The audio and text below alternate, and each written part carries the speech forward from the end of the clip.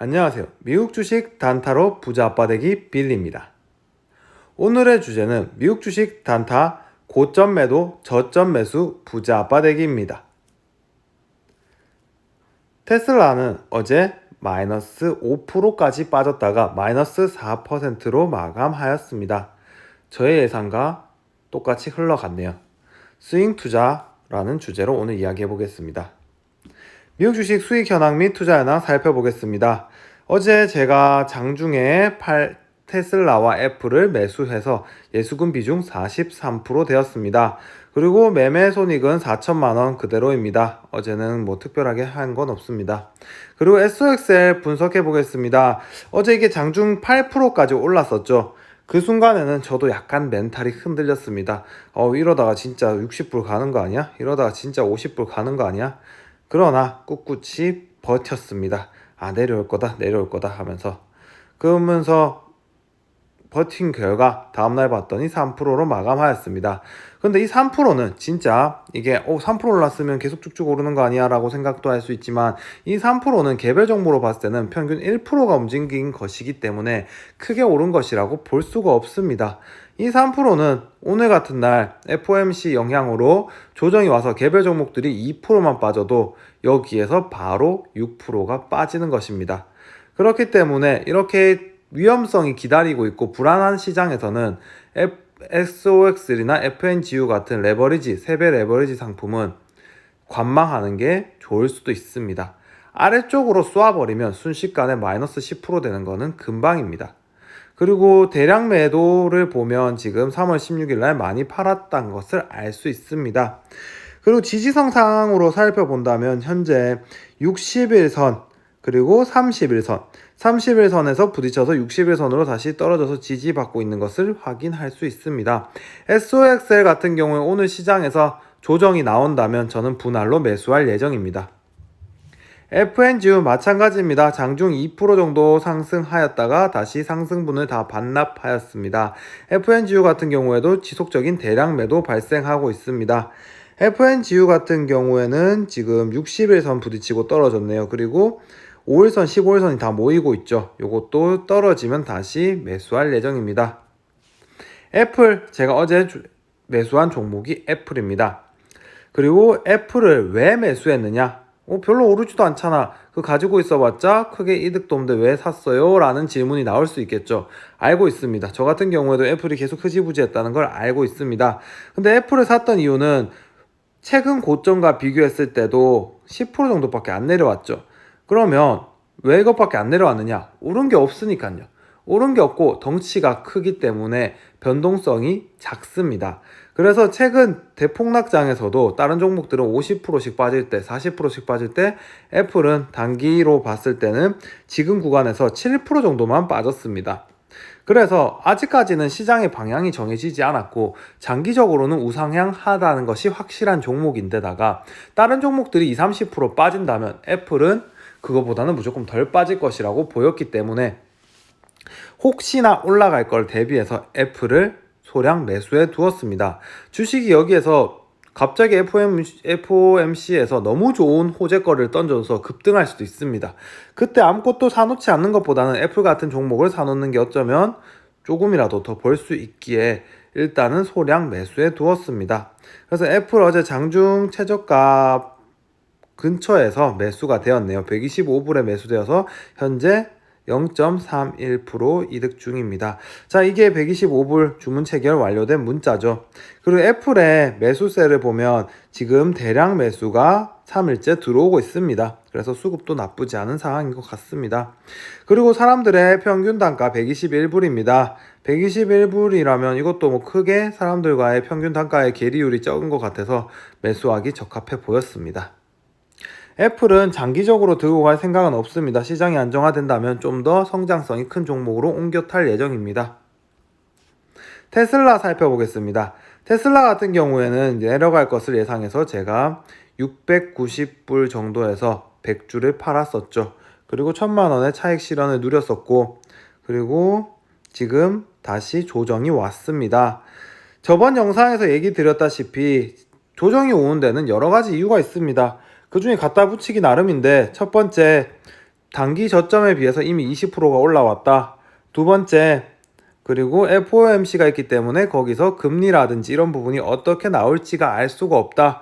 만약에 금리가 지속적으로 인상이 된다면 가치주의 가치는 더 떨어질 것이기 때문에 테슬라의 주가도 더 떨어져야 되겠다고 볼 수 있는 관점이 있을 수 있습니다. 그리고 세 번째로는 이거죠. 경쟁사. 지속적으로 지금 경쟁사가 늘어나고 있습니다. 이러한 경쟁사가 늘어난 와중에도 저는 테슬라가 지금의 점유율은 유지할 것이라고 봅니다.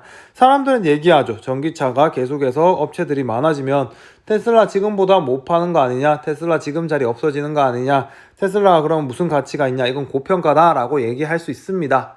테슬라가 모든 시장에 모든 차를 팔겠다는 것이 아닙니다. 테슬라의 목표치는 지금의 점유율을 쭉 유지만 한다면, 시장이 커지면 테슬라가 벌 돈도 많아지는 것이죠. 그게 반영된다면 주가가 올라갈 것입니다. 하지만 단기적으로는 시장에 쟁쟁한 라이벌이 등장한다. 이거는 악재일 수 있는 거죠.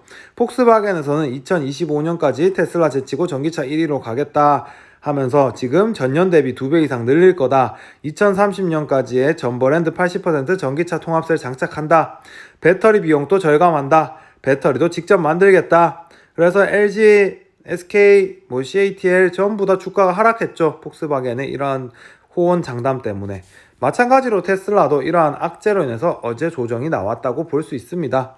그래서 테슬라 평균 매입가 677불인데 어제 676불로 마감하였습니다. 기관은 어제 대량 매도하였네요. 테슬라 같은 경우에 현재 15일선에 딱 부딪히고 반등을 한번 했습니다. 자, 근데 이게 계속해서 지지할지는 미지수입니다. 그 다음은 120일선인 620불 근처가 되겠네요. 저는 오늘부터 테슬라 떨어지면 다시 분할 매수할 예정입니다. 그래서 테슬라 같은 경우에는 200주에서 10주 더 매수돼서 210주 평균 단가 636불이 되었습니다. 수익률은 11%에서 6%가 되었습니다. 어제 매수가 아니죠. 저번에 매도를 했기 때문에 그나마 수익이 700만 줄었지 매도하지 않았다면 더 많이 줄어들었겠죠. 그렇기 때문에 스윙 투자도 필요하다고 보여집니다. 좋아요와 구독을 눌러주시면 큰 힘이 됩니다. 이어서 오늘의 주제 살펴보겠습니다. 욕심관리라는 주제로 살펴보겠습니다. 사람이 팔고 나면 오를 게 걱정이고 사고 나면 떨어질 게 걱정입니다. 모든 사람이 마찬가지죠. 저도 어제 예수금 50%를 가지고 있으니 주가가 헐헐 날아가면 어떡하지? 라는 걱정을 많이 했습니다.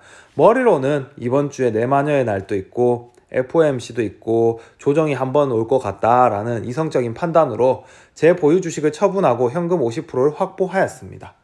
하지만 마음은 빨간색으로 켜지고 8%씩 오르는 주가 창을 보고 있으면 심적으로는 흔들릴 수밖에 없습니다. 왜 흔들까요? 욕심 때문이죠. 오늘 벌지 않는다고 해서 우리가 영영 못 버는 게 아닙니다. 오늘 하루만이 우리가 돈을 벌 수 있는 기회가 아닙니다. 오늘 벌었다고 해서 끝이 아닙니다. 오늘 하루 벌었다고 해서 우리가 그걸로 평생 벌 돈을 버는 게 아니죠. 우리는 쭉 장기적인 관점에서 주식시장을 바라보아야 합니다. 그래서 저는 장기적인 관점, 그 중에서도 이번 주에 대한 관점으로서 현금을 확보한 것이죠. 그런데 사람인지라 눈앞에 오르는 빨간불을 보면 나만 못 버는 것 같고 나만 돈을 안 벌고 있으니 상대적으로 잃는 것 같은 박탈감에 급하게 돈이 또 사고 싶어집니다. 돈을 들여서 사고 싶어집니다. 이러한 것들을 막기 위해서는 욕심 관리가 필요합니다. 잃는 것은 적게 잃어야 되고 버는 것은 많이 벌어야 됩니다. 참 쉬운 말 같지만 이게 쉽지 않습니다. 어제 떨어진 이유는 다양한 이유들도 있겠지만 이런 것들도 있는 거죠. 소매 판매가 안 좋았다, 주택시장 지수가 안 좋았다, 산업 생산도 안 좋았다. 이런 것들이 시너지 효과를 내면서 FOMC 그리고 내마녀의 날 이러한 것들은 저만 생각하는 게 아닙니다. 모든 시장의 사람들이 다 생각하고 있습니다. 그러면 이러한 시장의 불안감은 조금이라도 안 좋은 게 나오면 과민 반응하게 됩니다. 우리가 평소에 예민할 때는 누가 와서 그냥 말만 걸어도 인사만 해도 화가 나죠. 근데 너무 행복하고 기분 좋을 때는 누가 그냥 툭 치고 가도 뭐 그런가 보다 하고 기분 좋게 넘어가죠. 마찬가지로 시장도 시장의 상황이 좋지 않거나 시장에 불안감이 많거나 불안 요소가 많을 때는 사소한 것만으로도 주가가 많이 떨어질 수 있습니다. 그렇기 때문에 이러한 불안 상태에서는 현금 확보를 해주고 떨어졌을 때 매수하는 것이 필요합니다. 또한 두 번째 악재로는 아스트라제네카가 지금 혈전이 응고돼서 유럽에서는 중단한다, 이러한 기사들이 나오면서 백신 무용론이 나오면서 또 불안 요소가 커지는 것이죠. 또한 채권 매입도 4분기엔 축소화될 것이다. 채권 매입이 축소되면 어떻게 되냐? 수요가 줄어드는 거죠. 수요가 줄어들면 당연히 이율은 올라갑니다. 채권의 이율은 올라갑니다. 왜 올라가느냐? 채권을 살려는 사람이 없으니까 가격을 올려야지 팔리는 거죠. 그럼 이율이 올라가면 우리가 저번에 겪었다시피 채권 이율이 올라가면 어떻게 될까요?